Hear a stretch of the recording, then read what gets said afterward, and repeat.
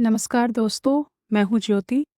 स्वागत है आपका आपके अपने पसंदीदा चैनल सुनोना पर, जहाँ कहानियाँ सिर्फ सुनाई नहीं जाती, महसूस की जाती हैं। आज मैं आपके लिए लेकर आई हूँ एक ऐसी कहानी जो दिल को झंझोर कर रख दे और सोचने पर मजबूर कर दे। ये कहानी है इंसानियत की, गरीबी और हालात की कड़वी सच्चाई की, जहाँ भूख सिर्फ पेट नहीं, इंसान के एहसास भी खा जाते हैं। तो आइए महसूस करते हैं मुंशी प्रेमचंद की मार्मिक कहानी कफन का। एक झोपड़े के द्वार पर बाप और बेटा दोनों एक बुझे हुए अलाव के सामने चुपचाप बैठे हुए थे और अंदर बेटे की जवान बीवी बुधिया प्रसव वेदना से पछाड़ खा रही थी। रह रहकर उसके मुंह से ऐसी दिल हिला देने वाली आवाज निकलती थी कि दोनों कलेजा थाम लेते थे। जाड़ों की रात थी, प्रकृति सन्नाटों में डूबी हुई थी। सारा गांव अंधकार के लय में खो गया था। घीसू ने कहा, मालूम होता है बचेगी नहीं, सारा दिन दौड़ते दौड़ते हो गया, चल देख तो आ। माधव चिढ़कर बोला, मरना ही है तो जल्दी मर क्यों नहीं जाती, देखकर क्या करूं। तू बड़ा बेदर्द है, साल भर जिसके साथ सुख चैन से रहा, उसी के साथ इतनी बेवफाई। तो मुझसे तो उसका तड़पना और हाथ पांव पटकना नहीं देखा जाता। घीसू सारे गांव में बदनाम था। घीसू एक दिन काम करता तो 3 दिन आराम करता। माधव इतना कामचोर था कि आधे घंटे का काम करता तो घंटे भर चिलम पीता, इसलिए उन्हें कोई मजदूरी नहीं मिलती थी। घर में मुट्ठी भर की अनाज मौजूद हो तो उनके लिए काम करने की कसम थी। जब 2-4 फांके हो जाते तो घीसू पेड़ पर चढ़कर लकड़ियां तोड़ जाता और माधव बाजार में जा बेच लाता। जब तक वह पैसे रहते दोनों इधर उधर मारे मारे फिरते। गांव में काम की कमी नहीं थी। किसान का गांव था, मेहनती आदमी के लिए 50 काम थे, मगर इन दोनों को उसी वक्त बुलाते जब 2 आदमियों से एक का काम पाकर भी संतोष कर लेने के सिवा और कोई चारा ना होता। विचित्र जीवन था इनका। घर में मिट्टी के 2-4 बर्तन के सिवा कोई संपत्ति नहीं थी। संसार की चिंताओं से मुक्त, कर्ज से लदे हुए, गालियां भी खाते, मार भी खाते, मगर कोई काम नहीं। दूसरे की खेतों से मटर या आलू उखाड़ लाते, भून भून कर खा लेते, या 10-5 ऊख उखाड़ लेते और रात को चूसते। घीसू ने इसी आकाशवृत्ति से 60 साल की उम्र काट दी और माधव भी सपूत बेटे की तरह बाप की ही पद चिन्हों पर चल रहा था, बल्कि उसका नाम और भी उजागर कर रहा था। इस वक्त भी दोनों अलाव के सामने बैठकर आलू भून रहे थे, जो कि किसी खेत से खोद लाए थे। घीसू की स्त्री का तो बहुत दिन हुए देहांत हो गया था। माधव का ब्याह पिछले साल हुआ था। जब से यह औरत आई थी, उसने इस खानदान में व्यवस्था की नींव डाली थी। इन दोनों बेगैरतों का पेट भरती रहती थी। जब से वो आई थी, ये दोनों और भी आलसी और आराम तलब हो गए थे, बल्कि कुछ अकड़ने भी लगे थे। कोई कार्य करने को बुलाता तो दुगनी मजदूरी मांगते। वही औरत आज प्रसव वेदना से मर रही थी और यह दोनों इसी इंतजार में थे कि वह मर जाए तो आराम से सोए। घीसू ने आलू निकालकर छीलते हुए कहा, जाकर देख तो क्या दशा है उसकी। चुड़ैल का फिसाद होगा और क्या, यहाँ तो ओझा भी 1 रुपया मांगता है। माधव को भय था कि वह कोठरी में गया तो घीसू आलूओं का बड़ा भाग साफ कर देगा। बोला, मुझे वहां जाते डर लगता है। डर किस बात का, मैं तो हूं ही यहाँ। तो तुम ही जाकर देख लो। मेरी औरत जब मरी थी तो मैंने 3 दिन तक उसके पास से हिला तक नहीं था। और फिर मुझसे लज्जाएगी कि नहीं, जिसका कभी मुंह ना देखा हो, आज उसका उधड़ा हुआ बदन देखूं। मुझे देख लेगी तो खुलकर हाथ पांव भी ना पटक सकेगी। मैं सोचता हूं कि कोई बाल बच्चा हो गया तो क्या होगा। सोंठ, गुड़, तेल कुछ भी तो नहीं है घर में, सब कुछ आ जाएगा। अगर भगवान दे तो। जो लोग अभी एक पैसा नहीं दे रहे हैं, वे ही कल बुलाकर रुपए देंगे। मेरे 9 लड़के हुए, घर में कभी कुछ ना था, मगर भगवान ने किसी न किसी तरह बेड़ा पार लगा ही दिया। जिस समाज में जहां मेहनत करने वाले भी खुश नहीं थे और जो लोग दूसरे की मजबूरी का फायदा उठाते थे, वो ज्यादा अमीर बन जाते थे। ऐसे माहौल में अगर कोई इंसान मेहनत से दूर भागे तो ये कोई हैरानी की बात नहीं है। खीसू ने भी वही रास्ता चुना जो मेहनत करने वालों में शामिल नहीं हुआ, बल्कि वह उन लोगों के साथ जा मिला जो बिना मेहनत के जीते थे। लेकिन वो इतना चालाक भी नहीं था कि उस रास्ते पर सफल हो पाता, इसलिए पूरा गांव उसे गलत समझता था। फिर भी उसके दिल में एक सुकून था कि कम से कम उसे जी तोड़ मेहनत नहीं करनी पड़ती और कोई उसे इस्तेमाल भी नहीं कर रहा है। दोनों आलू निकाल निकाल कर जलते जलते खाने लगे। कल से कुछ नहीं खाया था, इतना सब्र ना था कि ठंडा हो जाने दे। कई बार दोनों की जबानें जल गई। छिल जाने पर आलू का बाहरी हिस्सा जबान, हल्क और तालू को जला देता है, और उस अंगारे को मुंह में रखने से ज्यादा खैरियत इसी में थी कि वह अंदर पहुंच जाए। वहां उसे ठंडा करने के लिए काफी सामान थे, इसलिए दोनों जल्दी जल्दी आलू निकल जाते। हालांकि इस कोशिश में उनकी आंखों से आंसू निकल आते। खीसू को उस वक्त ठाकुर की बारात याद आई, जिसमें 20 साल पहले वो गया था। उस दावत में उसे जो तृप्ति मिली थी, वह उसके जीवन की एक याद रखने लायक बात थी, और आज भी उसकी याद ताजा थी। बोला, वह भोज नहीं भूलता। तब से फिर उस तरह का खाना और भरपेट नहीं मिला। लड़की वालों ने सबको भरपेट पूरियां खिलाई थी, सबको, छोटे बड़े सबने पूरियां खाई, और असली घी की थी। चटनी, रायता, 3 तरह के सूखे साग, एक रसेदार तरकारी, दही, चटनी, मिठाई। अब क्या बताऊं कि उस भोज में क्या स्वाद मिला था। कोई रोक टोक नहीं था, जो चीज चाहो मांगो, जितना चाहो खाओ। लोगों ने ऐसा खाया कि किसी से पानी भी ना पिया गया। मगर परोसने वाले की पतल में गरम गरम गोल गोल सुवासित कचौरियां डालते रहे, मना करते रहे कि नहीं चाहिए। पतल पर हाथ रोके हुए थे, मगर वो है कि दिए जाते थे। और जब सबने मुंह धो लिया तो पान, इलायची भी मिली, मगर मुझे पान लेने की कहाँ सुध थी। खड़ा हुआ ना जाता था। झटपट जाकर अपने कंबल पर लेट गया।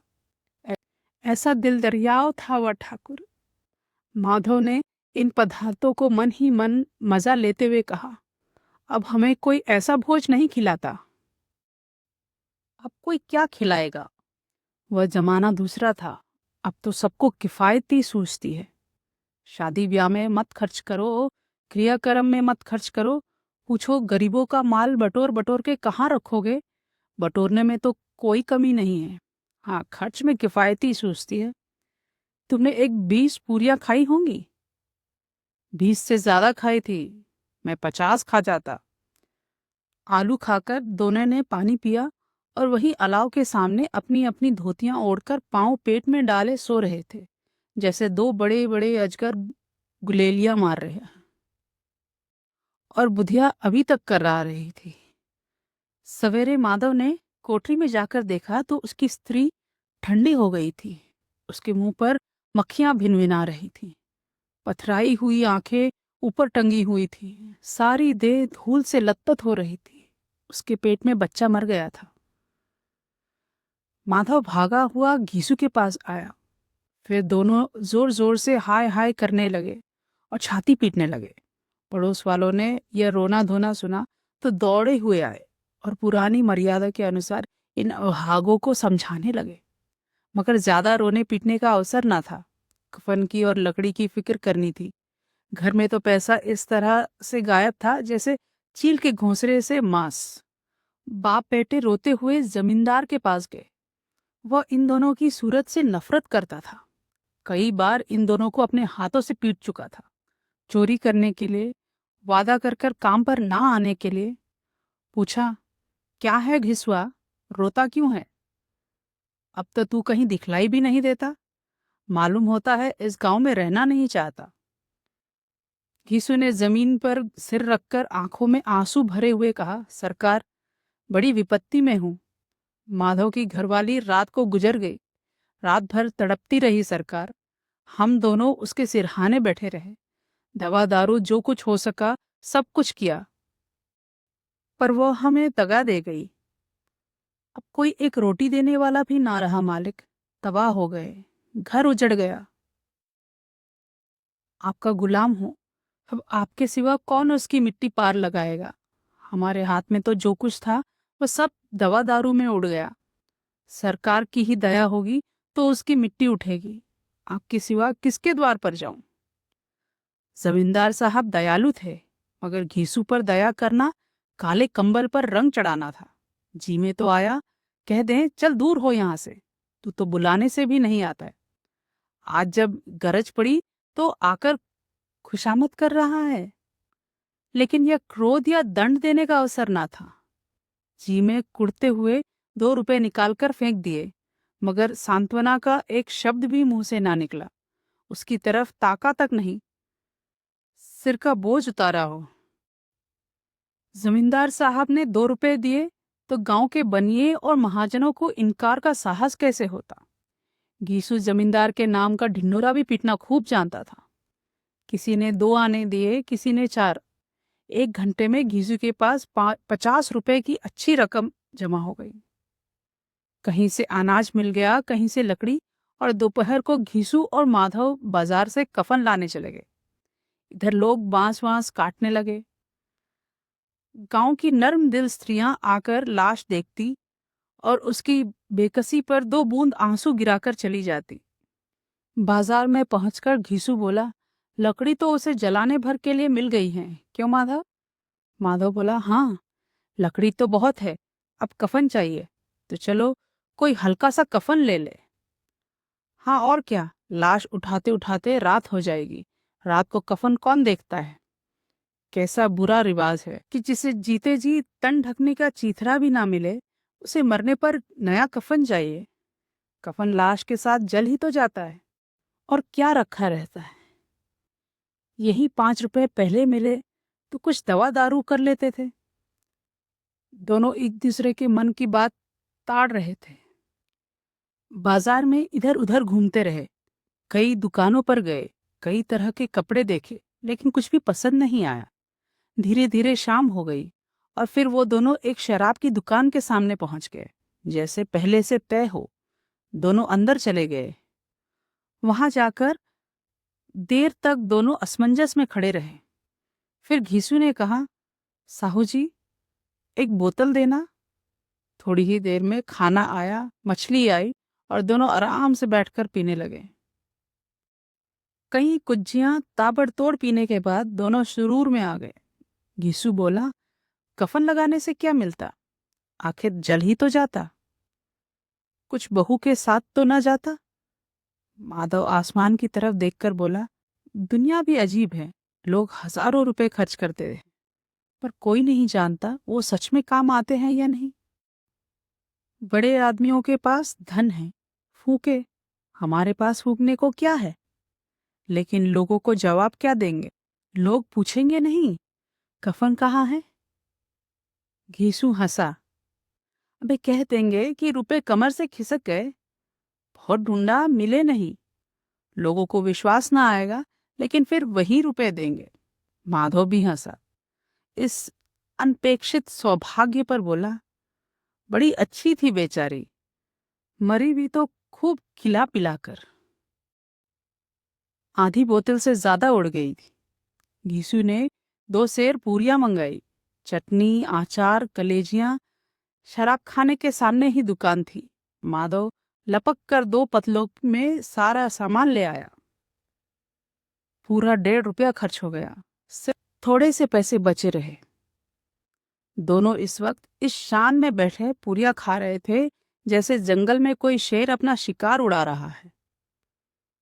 न जवाबदेही का खौफ, न बदनामी की फिक्र। इन भावनाओं को उन्होंने बहुत पहले ही जीत लिया था। घीसू दार्शनिक भाव से बोला, हमारी आत्मा प्रसन्न हो रही है, तो क्या उसे पुण्य ना होगा? माधव ने श्रद्धा से सिर झुकाकर तस्दीक दी, जरूर से जरूर होगा। भगवान, तुम अंतर्यामी हो, उसे बैकुंठ ले जाना। हम दोनों हृदय से आशीर्वाद दे रहे हैं। आज जो भोजन मिला है वो कभी उम्र भर ना मिला था।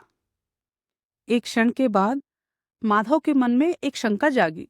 बोला, क्यों दादा, हम लोग भी एक ना एक दिन वहां जाएंगे ही।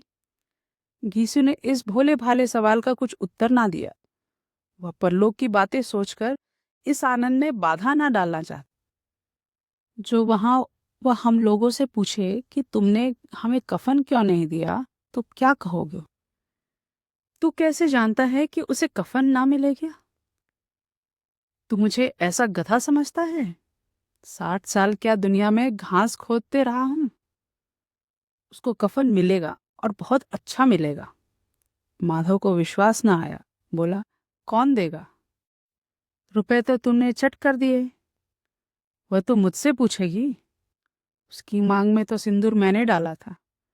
कौन देगा, बताते क्यों नहीं? वही लोग देंगे जिन्होंने अब की दिया है। हाँ, अब की रुपए हमारे हाथ ना आएंगे। ज्यों ज्यों अंधेरा बढ़ता था और सितारों की चमक तेज होती थी, मधुशाला की रौनक भी बढ़ती जाती थी। कोई गाता था, कोई डींग मारता था, कोई अपने संगी के गले लिपट जाता था। वहां के वातावरण में सुरूर था, हवा में नशा। कितने तो यहाँ आकर एक चिल्लू में मस्त हो जाते थे। शराब से ज्यादा यहाँ की हवा उन पर नशा करती थी। जीवन की बाधाएं यहाँ खींच लाती थी और कुछ देर के लिए यह भूल जाते थे कि वे जीते हैं या मरते हैं, या ना जीते हैं ना मरते हैं। और यह दोनों बाप बेटे अब भी मजे ले लेकर चुस्कियां ले रहे थे। सबकी निगाहें इनकी ओर जमी हुई थी। भर पेट खाकर माधव ने बची हुई पूरियां का पत्तल उठाकर एक भिखारी को दे दिया, जो खड़ा इनकी ओर भूखी आंखों से देख रहा था। और देने के गौरव, आनंद और उल्लास का अपने जीवन में पहली बार अनुभव किया। घीसू ने कहा, ले जा, खूब खा और आशीर्वाद दे। जिसकी कमाई है वो तो मर गई, मगर तेरा आशीर्वाद उसे जरूर पहुंचेगा। रोए रोए से आशीर्वाद दो, बड़ी गाढ़ी कमाई के पैसे हैं। माधव ने फिर आसमान की तरफ देखकर कहा, वह वैकुंठ में जाएगी दादा, वैकुंठ की रानी बनेगी। घीचू खड़ा हो गया और जैसे उल्लास की लहरों में तैरता हुआ बोला, हाँ बेटा, वैकुंठ में जाएगी। किसी को सताया नहीं, किसी को दबाया नहीं। मरते मरते हमारी जिंदगी की सबसे बड़ी लालसा पूरी कर गई। वह ना वैकुंठ जाएगी तो क्या ये मोटे मोटे लोग जाएंगे, जो गरीबों को दोनों हाथ से लूटते हैं और अपने पाप को धोने के लिए गंगा में नहाते हैं और मंदिरों में जल चढ़ाते हैं।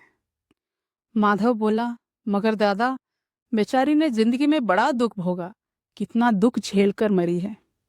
वो आंखों पर हाथ रखकर रोने लगा, चीखें मार मार कर। घिसू ने समझाया, क्यों रोता है बेटा, खुश हो कि वह माया जाल से मुक्त हो गई है, जंजाल से छूट गई। बड़ी भाग्यवान थी जो इतनी जल्द माया मोह के बंधन तोड़ गई। दोनों गाने लगे, ठिंगनी क्यों नैना झमकावे। लोग उन्हें देख रहे थे पर उन्हें किसी की परवाह नहीं थी। वो हंसे, गाए, नाचे, गिरे, फिर उठे, जैसे दर्द कहीं खो गया हो, या शायद वो दर्द महसूस ही नहीं कर पा रहे थे। आखिर में नशे में डूबे हुए वही जमीन पर गिर पड़े। ये सिर्फ एक कहानी नहीं थी, ये उस सच का आईना है जहां गरीबी इंसान से उसका दिल भी छीन लेती है। अगर ये कहानी दिल को छू गई हो तो चैनल को ज़रूर सब्सक्राइब करना, क्योंकि यहाँ एहसास बोलते हैं।